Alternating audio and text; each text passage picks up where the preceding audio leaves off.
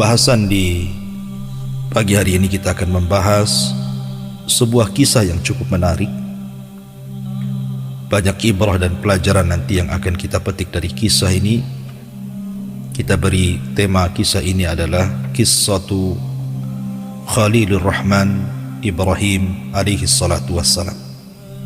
Kisah tentang kekasih Allah subhanahu wa ta'ala Nabi Allah Ibrahim alaihi salatu wassalam. Ma'asyiral muslimin yang dimuliakan Allah subhanahu wa ta'ala, tidak ada kisah terbaik dalam Al-Quran melebihi kisahnya para nabi dan rasul. Dan para sahabat Nabi sallallahu alaihi wasallam terkadang bertanya kepada Nabi sallallahu alaihi wasallam tentang para nabi dan rasul sebelum Rasul sallallahu alaihi wasallam, seperti yang ma'ruf dalam sebuah riwayat yang dikeluarkan Imam Ahmad dalam musnadnya dari hadis Abi Dzar Al-Ghifari radhiyallahu anhu, ketika dia bertanya kepada Nabi sallallahu alaihi wasallam, kam adadul anbiya, berapakah jumlah para nabi ya Rasul? Maka Nabi SAW mengatakan 124.000 nabi dan 315 rasul. Itulah jumlah yang cukup banyak yang dihabarkan Nabi SAW kepada kita. Walaupun kenyataannya tidak semua para nabi dan rasul kisahnya sampai kepada kita. Bahkan yang kita wajib imani 25 nabi dan rasul sekalipun, yang nama-namanya jelas tercantum di dalam Al-Quranul Karim, tidak semua kisahnya sampai kepada kita. Ada para nabi dan rasul yang dicantumkan namanya saja tapi kisahnya tidak ada, seperti umpamanya kisah Nabi Dzulkifli, kemudian Ilyasin, kemudian Al-Yasa'. Tidak disebutkan kisahnya dalam Al-Quran, walaupun disebutkan namanya, atau hanya cuplikannya saja, seperti kisah Nabi Syuaib, Nabi Saleh, Nabi Lut, dan nabi-nabi yang lainnya.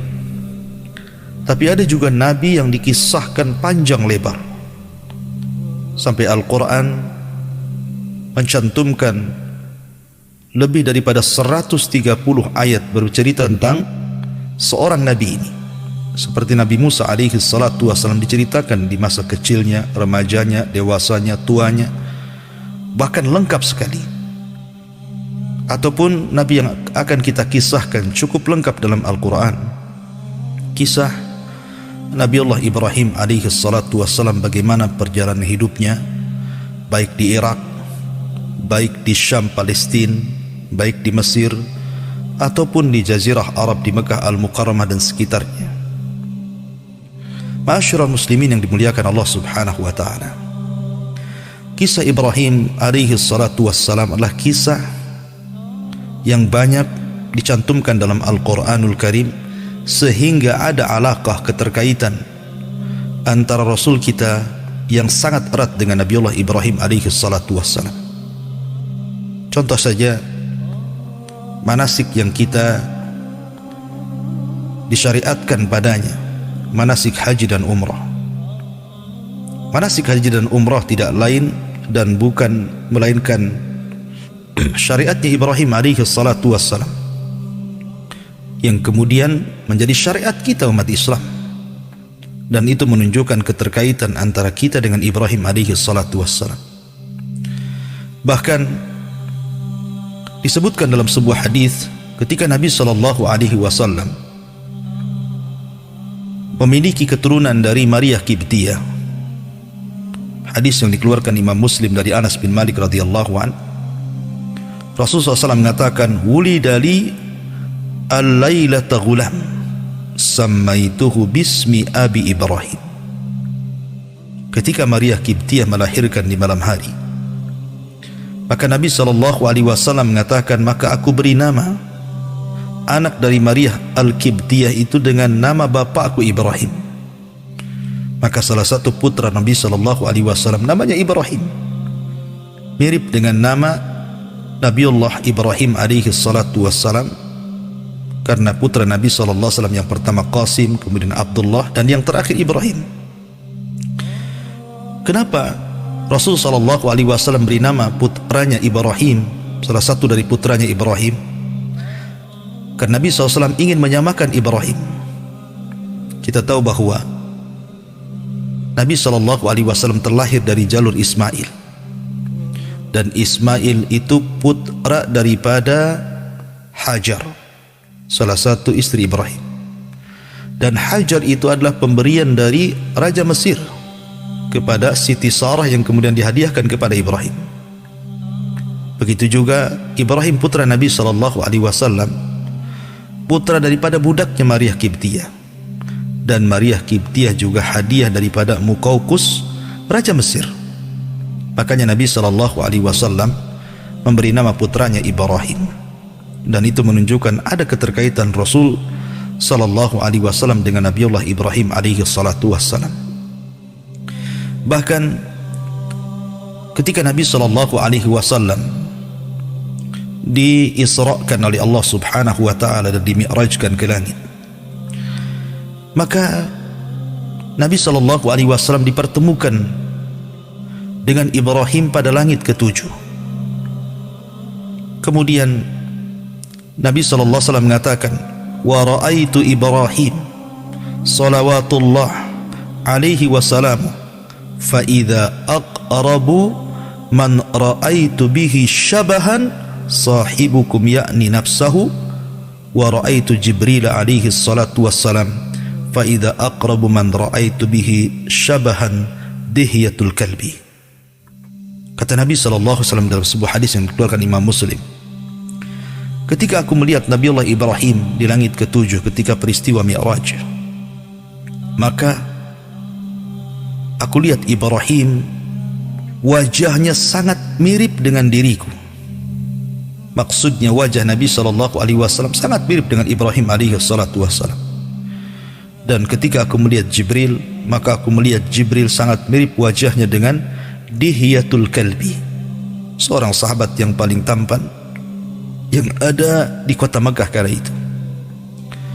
Artinya bahwa Ibrahim alaihi salatu wassalam dengan Nabi SAW ada kemiripan wajah. Ya, karena memang Nabi SAW turunan Ibrahim dari Ismail. Ma'asyiral muslimin yang dimuliakan Allah Azza wa Jalla, bahkan Nabi SAW pernah melihat saat peristiwa Isra Mi'raj, Ibrahim alaihi salatu wassalam menyandarkan punggungnya ke Baitul Ma'mur. Tentu al-jaza'u min jinsil amal. Sebagaimana Ibrahim alaihi salatu wassalam sudah membangun Ka'bah di bumi, maka sebagai balasannya dia pun disandarkan punggungnya di Ka'bah para malaikat di Baitul Ma'mur, yang setiap hari masuk ke Baitul Ma'mur itu 70,000 malakin la ya'uduna ilaih. 70,000 malaikat yang tawaf di situ, setiap harinya keluar, kemudian datang malaikat dengan jumlah yang sama, kemudian keluar lagi, kemudian datang malaikat dengan jumlah yang sama, dan begitu seterusnya. Wa ma ya'lamu junuda rabbika illahu. Tidak ada yang tahu jumlah para malaikat kecuali Allah Subhanahu wa ta'ala. Ma'asyiral muslimin yang dimuliakan Allah Azza wa Jalla, Nabi SAW juga menceritakan tentang keutamaan Ibrahim alaihi salatu wassalam dalam hadisnya. Kata Nabi SAW, inna awwalal khalaik yuqsa yawmal qiyamah Ibrahim alaihi salatu wassalam. Sesungguhnya dari seluruh makhluk yang dibangkitkan Allah pada hari kiamat, yang pertama kali diberikan pakaian adalah Ibrahim. Ingat, Nabi SAW pernah mengatakan, yukhsarun nas yaumal qiyamah khufatan uratan ghurlan buhman. Jadi manusia akan dibangkitkan pada hari kiamat itu tanpa ada pakaian yang di badan, telanjang, kemudian tanpa beralas kaki, kembali tidak dikhitan, dan tidak membawa satupun harta di badan. Maka yang pertama kali diberikan pakaian pada hari kiamat, kata Nabi SAW, adalah Khalilur Rahman Ibrahim alaihi salatu wassalam. Ma'asyiral muslimin yang dimuliakan Allah Azza wa Jalla, bahkan kita diberi nama kaum muslimin. yang memberi nama kaum muslimin adalah Ibrahim alaihi salatu wassalam. Kalau umat dulu ada namanya Yahudi karena dinisbatkan kepada Yahuda. Kalau dulu ada namanya Masihiyin atau Nasrani karena disebutkan kepada Isa al-Masih. Tetapi kita kaum muslimin tidak dinisbatkan kepada Muhammadiyin, tetapi kita disebut al-muslimun. Siapa yang memberi nama al-muslimun kepada kita? Ibrahim alaihi salatu wassalam. Makanya Allah subhanahu wa ta'ala berfirman di dalam Al-Quranul Karim, millata abikum Ibrahim huwa sammakumul muslimina min qablu wa fi hadha. Agama abi kalian, bapak kalian Ibrahim, dialah yang memberi nama kepada kalian al-muslimin min qablu wa fi hadha, baik sebelumnya ataupun pada hari ini. Maka penamaan kita kaum muslimin adalah penamaan yang diberikan bapak kita Ibrahim alaihi salatu wassalam, karena kita beribadah kepada Allah karena ittiba, mengikut. Dan kita tidak pernah menuhankan Rasul sallallahu alaihi wasallam sebagaimana Yahudi menuhankan nabi mereka Uzair, ataupun sebagaimana orang-orang Masihiyin, orang-orang Nasrani menuhankan Isa bin Maryam. Kita betul-betul umat yang pasrah, yang menyerahkan diri kepada Allah Azza wa Jalla. Makanya Ibrahim alaihi salatu wassalam beri nama kita dengan al-muslimun. Subhanallah, ya. Bagaimana ada keterkaitan luar biasa antara Nabiullah Ibrahim dengan kita kaum muslimin. Nabi sallallahu alaihi wasallam menjelaskan tentang keistimewaan Ibrahim, di antaranya Ibrahim adalah orang yang pertama kali dikhitan, ketika tidak ada manusia yang dikhitan sama sekali. Di usia beliau 80 sana, 80 tahun, sebagaimana yang tertera dalam hadis Bukhari bahwa Ibrahim alaihi salatu wassalam di usia 80 tahun dikhitan. Artinya dia orang yang pertama kali dikhitan. Bahkan dia orang yang pertama kali mencukur kumis, dan itu bagian daripada khamsun minal fitrah. 5 dari fitrah manusia adalah mencukur kumis. Dan Ibrahim alaihi salatu wassalam adalah awal manusia yang melihat di kepalanya ada uban, dan itu pelajaran besar, ya. Bagaimanapun rambut yang putih adalah mengingatkan kepada kita agar kita berubah, bahwa kita semakin hari semakin bertambah usia. Dan Ibrahim orang yang pertama kali melihat hal itu. Kemudian juga Ibrahim alaihi salatu wassalam adalah orang yang mengajarkan kepada kita bagaimana iqramul dhaif, memuliakan tamu, karena dia orang yang pertama kali memuliakan tamu. Makanya disebut Abu Dhifan, bapaknya para tamu. Bahkan Ibrahim sendiri adalah Abul Anbiya wal Mursalin, bapaknya para nabi dan rasul. Ma'asyiral muslimin yang dimuliakan Allah Azza wa Jalla, ketika Allah subhanahu wa ta'ala menurunkan Adam alaihi salatu wassalam dari sorga ke bumi, kemudian dari pasangan Adam dan Hawa lahirlah keturunannya. Di antara keturunannya banyak yang menjadi nabi dan rasul. Di antaranya Syith alaihi salatu wassalam, kemudian Idris alaihi salatu wassalam, sampai kepada Nuh alaihi salatu wassalam. Sampai kemudian setelah Nuh lahir juga para nabi dan rasul. Salah satunya adalah Ibrahim alaihi salatu wassalam. Dan sepakat bahwa tidak ada nabi dan rasul yang lebih mulia, lebih utama melebihi Ibrahim alaihi salatu wassalam. Akan tetapi tentu rasul kita jauh menjangkau keutamaan Ibrahim alaihi salatu wassalam. Artinya dibandingkan dengan para nabi dan rasul selain Nabi sallallahu alaihi wasallam, maka Ibrahim adalah afdalul anbiya, seutama-utama para nabi. Ibrahim alaihi salatu wassalam disebut Abul Anbiya, bapaknya para nabi, karena Ibrahim alaihi salatu wassalam dikaruniai 2 putra oleh Allah Azza wa Jal. Pertama Ismail dan yang kedua Ishak. Dari Ishak inilah lahirlah Ya'qub, dari Ya'qub lahirlah Nabi Yusuf, dan itu para nabi. Kemudian dari putra-putra Yakub yang lainnya lahirlah ribuan para nabi dari nabi-nabi Bani Israel. Dan Yakub disebut Israel, maka seluruh keturunan Yakub disebut Bani Israel. Dan il itu artinya Allah. Israel itu artinya Abdullah, sama dengan Jibril, Mikail, Israfil. Il itu artinya Allah, karena nama-nama malaikat itu maknanya adalah hamba Allah, penolong Allah, ya, makhluk yang taat dengan Allah, dan begitu seterusnya, ya. Maka Israel adalah hamba Allah, itu nama lain daripada Yakub. Lah ketika keturunannya Bani Israel banyak oleh Allah Subhanahu wa ta'ala diutus kepada mereka para nabi dan rasul, sampai ada satu kampung di zaman Bani Israel yang diutus kepada mereka 2 sampai 3 rasul, sebagaimana yang tertera dalam kisah dalam surah Yasin, menunjukkan bahwa Allah berikan karunia kepada Bani Israel, banyaknya diutus para nabi dan rasul kepada mereka, walaupun kenyataannya orang-orang itu tidak bersyukur kepada Allah Subhanahu wa ta'ala. Yaqtulunal anbiya bighairil haq, kebanyakan mereka membunuh para nabi tanpa sebab yang benar.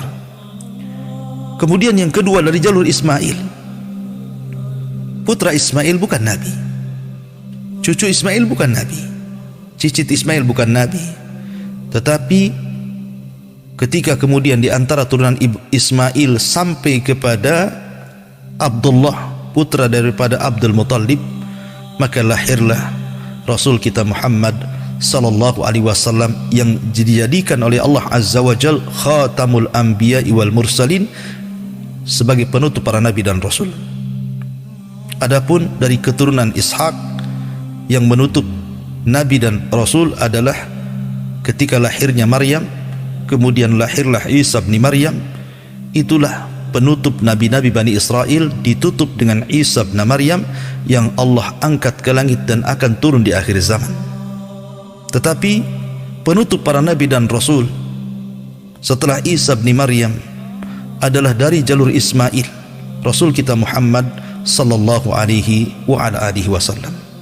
Sebab itulah maka Ibrahim disebut Abul Anbiya, karena tidak ada satupun nabi dan rasul setelah Ibrahim kecuali nasabnya kembali kepada Ibrahim alaihi salatu wassalam. Ma'asyiral muslimin yang dimuliakan Allah Azza wa Jalla, kita bagi kisah ini menjadi 4 kisah, karena Ibrahim itu hidup di 4 negara. Pertama Irak, Ibrahim hidup di kerajaan Kaldaniun atau dikenal dengan Babil yang dibangun oleh Mahlayil. Kemudian yang kedua, Ibrahim hidup di Syam yang sekarang jantung kotanya disebut Palestina. Kemudian yang ketiga, Ibrahim pun pernah hijrah ke Mesir dan juga ada kisah di Mesir. Kemudian Ibrahim pun pernah hijrah ke Mekah Al-Mukarramah, Jazirah Arab, dan memiliki kisah yang panjang di Mekah Al-Mukarramah, sehingga Allah Subhanahu wa ta'ala berfirman, wattini wazzaitun wa turi sinina wa hadal baladil amin, demi negeri yang tumbuh padanya tin, maksudnya negeri Irak, istilah Ibrahim dilahirkan. Wazaitun, demi negeri yang tumbuhnya zaitun, maksudnya Syam, Palestina dan sekitarnya. Dan Ibrahim menikah dengan Siti Sarah di sini, dan banyak kisah di sini. Bahkan para nabi lebih banyak diutus di sini. Kemudian waturi sinin, Tursina, bukit Tursina maksudnya diisyaratkan ke Mesir, karena Ibrahim pernah hijrah ke Mesir dan punya kisah di Mesir. Wahadal baladil amin, dan inilah negeri yang aman, maksudnya Mekah Al-Mukarramah, karena Ibrahim pernah meletakkan Ismail dan Hajar di negeri ini, yang kemudian negeri ini melahirkan dari turunan Ibrahim Sayyidul Anbiya wal Mursalin, Rasul kita Muhammad sallallahu alaihi wasallam. Inilah pembahasan kita tentang kisah-kisah, mudah-mudahan cukup waktunya. Pertama, Ibrahim alaihi salatu wassalam dan negeri Irak. Kita tahu bahwa Nabi sallallahu alaihi wasallam menceritakan banyak tentang kisah Ibrahim dan juga Al-Quranul Karim. Lah salah satunya adalah Nabi Ibrahim alaihi salatu wassalam lahir di Irak, di negeri Kaldaniun atau disebut dengan Babil. sebuah negeri yang dibangun oleh Mahlayil, negeri yang ketika itu dikuasai oleh satu di antara 4 raja yang pernah menguasai dunia, yang disebut dengan Namrud. Karena ada 4 raja yang menguasai dunia, 2 beriman dan 2 kafir. Yang beriman Sulaiman dan juga Dzulqarnain, dan yang kafir Namrud dan Bukhtun Nasr. Lah, Namrud ini menguasai sebagian besar dunia dan kerajaannya ada di Babil. Lah, di negeri inilah Ibrahim alaihi salatu wassalam dilahirkan. Ibrahim ibnu Azar, putra daripada Azar. Allah subhanahu wa ta'ala memilih Ibrahim untuk menjadi satu di antara 5 ulul azmi minar rusul: Nuh, Ibrahim, Musa, Isa, dan Nabi sallallahu alaihi wasallam. Sebagaimana adat para nabi, ketika Ibrahim alaihi salatu wasallam diangkat menjadi nabi dan rasul, tentu yang pertama kali dakwahi adalah ayahandanya, keluarganya. Sama dengan Nabi sallallahu alaihi wasallam. Ketika turun ayat wa anzir ashiratakal aqrabin, berilah peringatan keluarga dekat wahai Muhammad, maka Nabi SAW mengumpulkan keluarganya di Bukit Safa. Kemudian Nabi SAW mulai mendakwahkan kepada mereka dakwah tauhid, mengajak seluruh keluarganya untuk mengucapkan 2 kalimat syahadat, asyhadu an la ilaha illallah wa asyhadu anna Muhammad Rasulullah. Walaupun ada yang menerima dan ada yang menolaknya, tapi itu konsekuensi dakwah. Makanya Allah Subhanahu wa ta'ala mengatakan qu anfusakum wa ahlikum nar, jagalah diri kalian, dalam satu waktu juga keluarga kalian. Maka Ibrahim alaihi salatu wasallam disebutkan dalam surah Maryam, wadhkur fil kitabi Ibrahim innahu kana siddiqan nabiyya. Ceritakan ya Muhammad tentang kisah Ibrahim, sesungguhnya dia seorang yang siddiq, yang jujur, dan dia juga seorang nabi. Idh qala li abihi, ketika dia berkata kepada ayahnya, ya abati lima ta'bud ma la yasma wa la yubsir wa la yughni anka syai'a. Ketika Ibrahim mengatakan kepada ayahnya, Azar, wahai ayahku. Lihat bagaimana Ibrahim alaihi salatu wassalam menghargai, memuliakan ayahnya, memanggil dengan bahasa yang lembut, ya abati. Dia tidak mengambil ya Azar namanya, ya abati dengan panggilan yang lembut, dan mengatakan, kenapa kau sembah Tuhan yang tidak mendengar, tidak pernah melihat, dan tidak memiliki sesuatu yang bisa memperkaya dirimu? Ya abati inni qad ja'ani minal ilmi ma lam ya'tik fattabi'ni ahdika siratan sawiyya. Wahai ayahku, telah datang kepadaku pengetahuan yang tidak datang kepadamu, maka ikuti aku. Aku akan berikan kepadamu jalan yang jelas, jalan yang lurus, jalan yang akan menyelamatkan dirimu. Ya abati la ta'budi syaitan inna syaitana kana lirrahmani isya. Jangan kau sembah syaitan wahai ayahku, karena setan itu adalah penyesat yang bermaksiat kepada Allah Subhanahu wa ta'ala. Teruslah Ibrahim menasihati ayahnya luar biasa, walaupun kenyataannya ayahnya menolaknya, marah besar, mengancam Ibrahim dan mengatakan, araghibun anta an alihati ya Ibrahim. Ibrahim, kenapa kau benci kali dengan Tuhanku dan Tuhan yang disembah orang-orang Babil? La illam tantahi la arjumannaka wahjurni maliyah.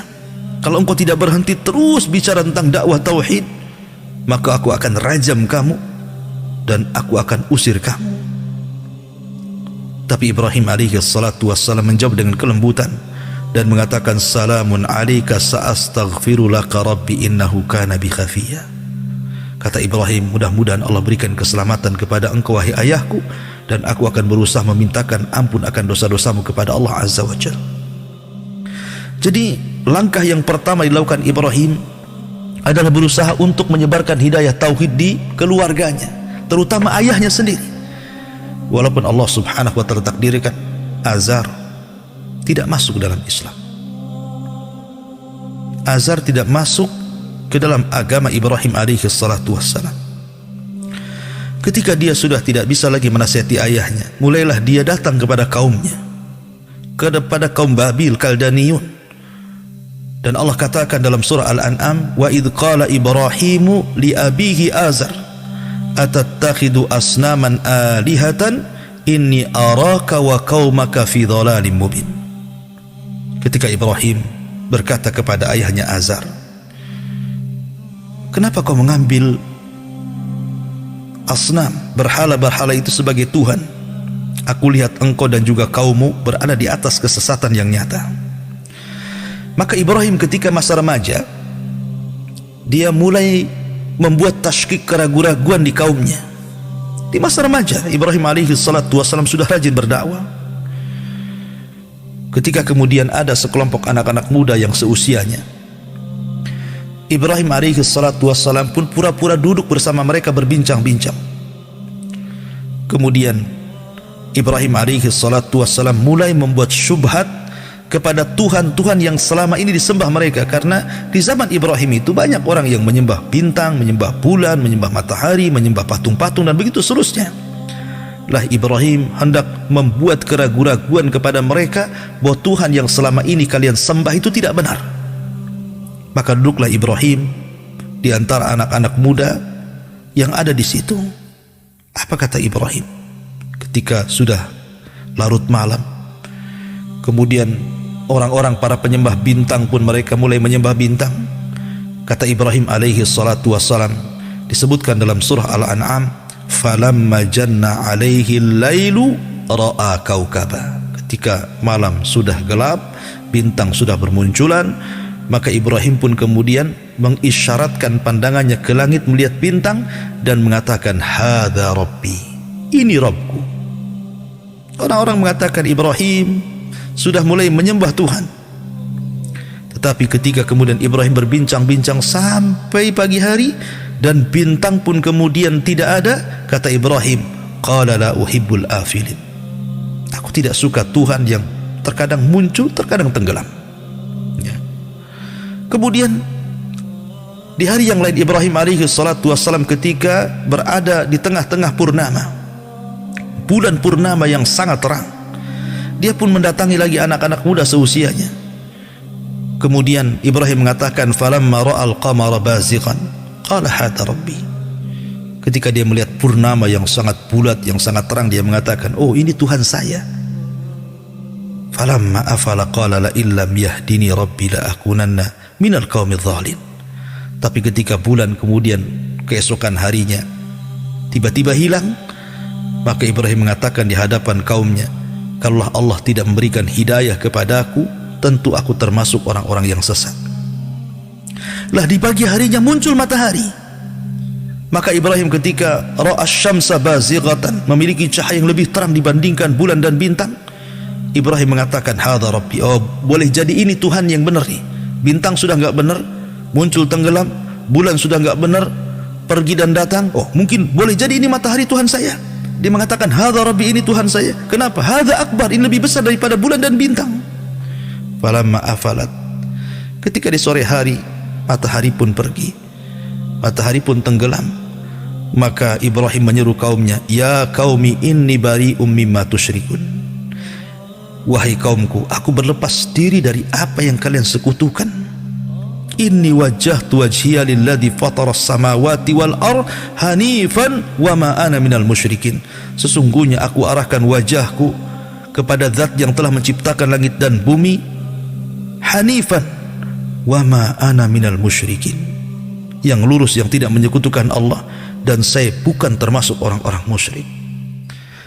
Jadi Ibrahim alaihi salatu wassalam membuat keraguan-raguan kepada kaumnya. Sesungguhnya Tuhan yang kalian sembah ini tidak benar. Ya, bahwa bintang itu kadang tenggelam, kemudian kadang muncul, bahwa bulan itu kadang datang, kadang pergi, bahwa matahari itu kadang muncul, kadang hilang. Sebenarnya ada zat yang menjadikan bintang, bulan dan matahari itu didatangkan dan dipergikan. Kenapa kalian tidak menyembah zat yang mendatangkan bintang, matahari dan bulan, ataupun yang meniadakan bintang, bulan dan matahari? Seolah-olah Ibrahim ingin mengatakan seperti itu. Ini bintang ini kadang datang, kadang tenggelam, tentu ada yang menjalankannya. Begitu juga bulan dan matahari. Kenapa kalian tidak menyembah yang menjalankannya saja? Seolah-olah Ibrahim ingin mengatakan seperti itu, dan itu membuat keraguan-raguan kepada kaumnya. Subhanallah, di waktu remaja Ibrahim mendakwakan dakwah tauhid, dan harusnya kita seperti itu. Wa laqad ba'atsna fi kulli ummatin rasulan an i'budullaha wajtanibut taghut. Dan kami utus pada tiap-tiap umat ini seorang rasul, di mana tugasnya menyampaikan sembahlah Allah, tauhidkan Allah, esakan Allah, dan jauhi sesembahan selain daripada Allah alias taghut. Itulah tugas kita mendakwahkan tauhid. Ma'asyiral muslimin yang dimuliakan Allah Azza wa Jalla. Tetapi kaumnya pun kaum yang degil, susah beriman kepada Allah Azza wa Jalla. Maka Ibrahim pun kemudian mulai bersiasat, karena ketika itu kerajaan dipimpin Namrud, dan Namrud dan kaumnya di Babil itu para penyembah berhala, macam-macam disembah, matahari, bulan, bintang, macam-macam ya. Maka suatu ketika Ibrahim alaihi salatu wassalam melihat bahwa di kerajaannya akan ada pesta yang sangat besar, pesta kerajaan, di mana manusia akan keluar dari istana dan berkumpul di sebuah lapangan. Maka Ibrahim mulai bersiasat di sini. Ketika ayahandanya meminta kepada Ibrahim untuk ikut berpesta dengan Id kerajaan kala itu, tetapi Ibrahim alaihi salatu wassalam berbohong kepada ayahnya dan mengatakan, inni sakit, saya lagi sakit, kalau ayahanda ingin pergi-pergi saja. Padahal Ibrahim mengatakan seperti itu, dia ada siasat besar, ingin menghancurkan patung-patung Namrud. Maka ketika betul-betul Ibrahim alaihi salatu wassalam mengatakan, wa tallah la akidanna asnamakum ba'da an tuwallu mudbirin, demi Allah aku akan membuat siasat terhadap patung-patung kalian setelah kalian pergi mengadakan Id. Faja'alahum judadan illa kabiran lahum la'allahum ilaihi yarji'un. Maka Ibrahim pun masuk ke dalam istana, ke ruangan khusus. Banyak berhala-berhala yang memang diagungkan Namrud dan juga para pengikutnya. Disitulah Ibrahim mulai menghancurkan patung-patung itu. Tidak ada satupun patung yang tersisa kecuali dihancurkan. Tapi Ibrahim membiarkan yang paling besar dari patung itu, dibiarkan. Supaya apa? La'allahum ilaihi yarji'un, agar mereka kembali mentauhidkan Allah. Tujuan Ibrahim ini bukan hendak menghancurkan patung, karena patung itu bisa dibuat lagi, bahkan mungkin lebih besar daripada itu. Bukan itu. Kalau tujuan Ibrahim hanya menghancurkan patung, besok dia dibangun lagi patung itu, dibuat lagi, bahkan mungkin lebih besar dibandingkan patung yang dihancurkan Ibrahim. Tapi Ibrahim bukan itu tujuannya. Ibrahim itu ingin memberikan pelajaran, kalau patung-patung itu tidak sanggup melindungi mereka, bagaimana melindungi orang lain? Kalau patung-patung sendiri dihancurkan oleh Ibrahim, tidak sanggup melindungi mereka, bagaimana akan kemudian melindungi orang-orang yang selama ini menyembahnya? Itu maksudnya Ibrahim, supaya mereka berakal, bahwa perbuatan mereka itu jauh daripada akal. Makanya dia mengatakan la'allahum ilaihi yarji'un, akan mereka kembali mentauhidkan Allah subhanahu wa ta'ala. Ketika betul-betul sudah dihancurkan, kemudian dibiarkan patung yang sangat besar, kemudian dikalungkan palunya di patung yang sangat besar. Tiba-tiba kemudian Ibrahim keluar dari situ. Setelah pesta berakhir, Namrud pun murka dan mengatakan, siapa yang menghancurkan patung-patung ini? Dikirimlah jasus mata-mata. Akhirnya kemudian mereka mendengar bahwa ada anak muda, sami'na fatan yadhkuruhum yuqalu lahu Ibrahim. Oh, ada anak muda yang menghancurkan patung itu, konon namanya Ibrahim. Maka Namrud mengatakan, cari dan tangkap Ibrahim. Cari dan tangkap Ibrahim. Man fa'ala hadza bi alihatina, siapa yang telah melakukan hal ini dengan berhala-berhala kami? Innahu laminadh zalimin, ini orang zalim ini. Tangkap Ibrahim. Ditangkaplah Ibrahim. Kemudian qalu fa'tu bihi ala a'yunin nas la'allahum yashhadun. Setelah tertangkap Ibrahim, maka para pembesar Fir'aun mengatakan, datangkan manusia, kumpulkan manusia, biar mata-mata manusia tahu siapa yang menghancurkan berhala dan Tuhan mereka. Maka berkumpullah manusia, didatangkanlah Ibrahim, semua mata terbelalak, oh ini rupanya yang menghancurkan patung itu. Mulailah kemudian para pembesar Fir'aun, Namrud ini menginterogasi Ibrahim dan mengatakan, a anta fa'alta hadza bi alihatina ya Ibrahim. Ibrahim, Apakah engkau yang melakukan ini kepada Tuhan-Tuhan kami? Maka Ibrahim alaihi salatu wassalam mengatakan, bal fa'alahu kabiruhum hada fas'aluhum in kanu yantiqun. Lihat, Ibrahim ingin pura-pura tidak berdusta. Ya, dia menunjuk patung yang sangat besar dengan jempolnya. Jadi seolah-olah mungkin bahasa kita, ini patung yang ini pakai jempolnya. Ya, Ibrahim ingin mengatakan bahwa kalau Anda memegang palu dan Anda tidak punya jempol tangan, tentu Anda tidak akan kuat memegang palu itu. Tapi ketika ada jempol dalam tangan kita, kemudian kita pegang palu, maka palu itu akan keras kita pegang, akan kuat kita pegang. Seolah-olah Ibrahim ingin mengatakan, sebenarnya yang melakukan menghancurkan patung-patung itu adalah jempolku ini. Itu maksudnya Ibrahim.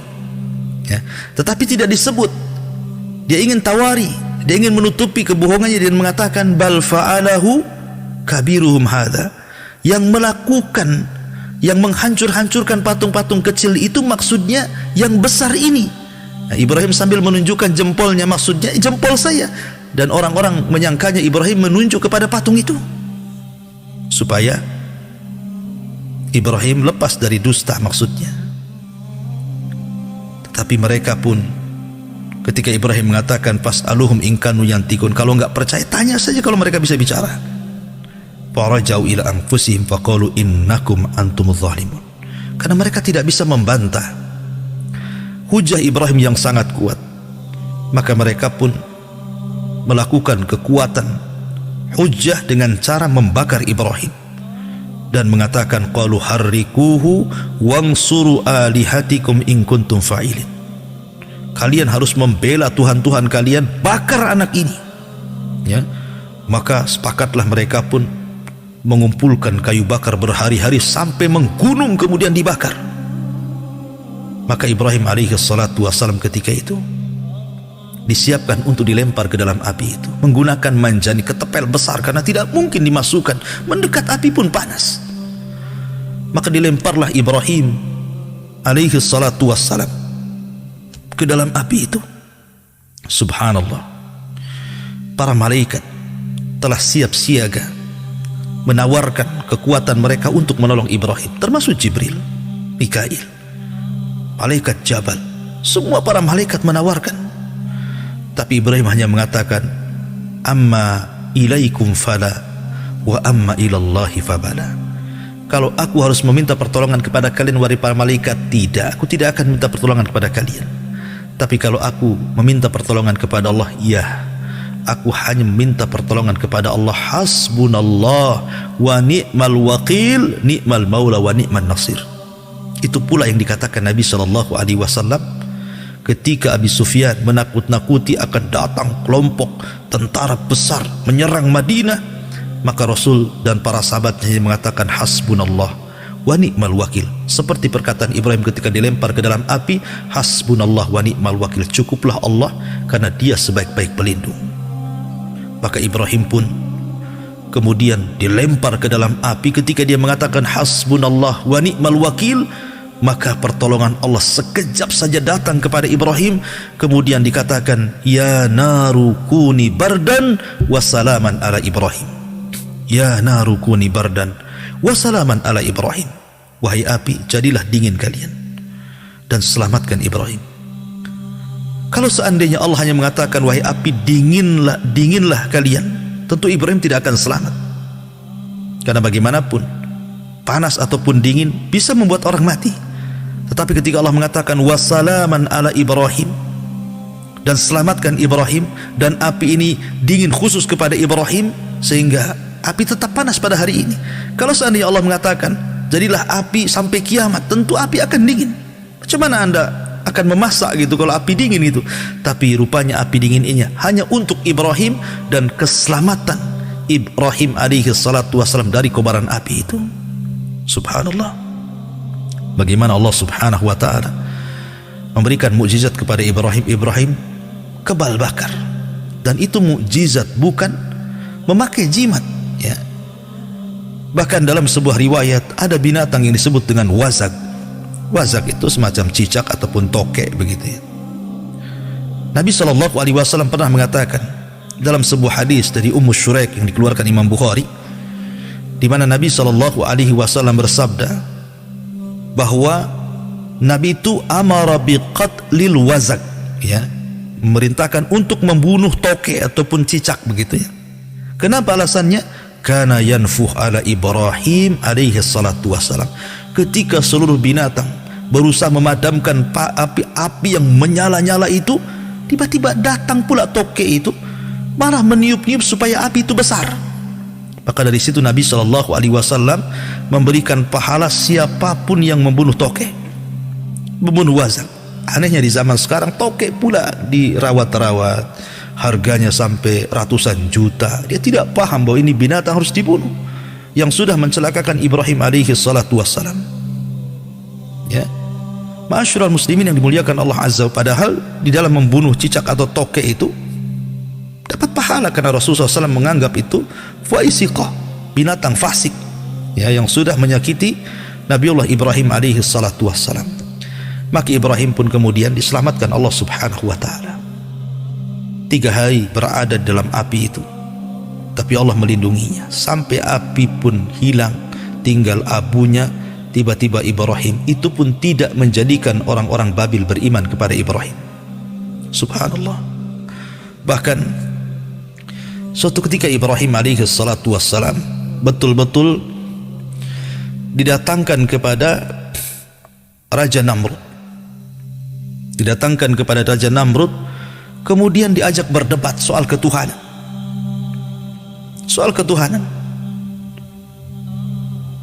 Tetapi Namrud mengatakan, ini uhi wa umit. Katanya, saya bisa menghidupkan dan matikan. Dengan cara apa? Mendatangkan 2 tawanan, yang satu dibunuh dan yang satu diselamatkan. Kata Namrud, lihat, ana uhi wa umit, saya bisa menghidupkan dan matikan. Yang satu saya matikan, yang satu saya hidupkan. Tapi Ibrahim memiliki hujah yang kuat. Walaupun dia mengatakan bahwa Rabbnya bisa menghidupkan, matikan, maka Namrud berusaha untuk mendebat seperti itu. Tapi Ibrahim punya hujah lebih kuat daripada itu dan mengatakan, sesungguhnya Rabbku ya'ti bisyamsi minal masyriq fa'ti biha minal maghrib. Namrud, kau bisa menghidupkan, matikan, oke. Tapi sekarang Rabbku, dia menerbitkan matahari dari arah timur, kau terbitkan dari barat sekarang. Fabihital ladzi kafar. Orang kafir tidak bisa membantah Ibrahim. Makanya Allah memuji kecerdasan Ibrahim di dalam Al-Quranul Karim. Bagaimana perdebatan dia dengan Namrud.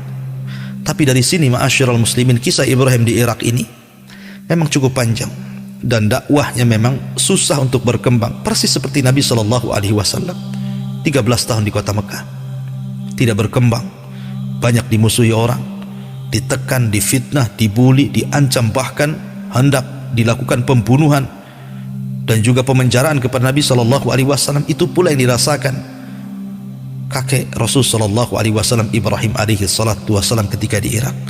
Dari situlah dia akhirnya hijrah dari Irak ke Palestina. Bagaimana kisah Ibrahim di Palestina, bagaimana kisah Ibrahim di Mesir, bagaimana kisah Ibrahim di Mekah, tentu ini kisah yang cukup panjang, tidak mungkin dikisahkan dalam satu waktu. InsyaAllah kita akan bersambung kisah ini pada minggu depan. Mudah-mudahan ada manfaatnya.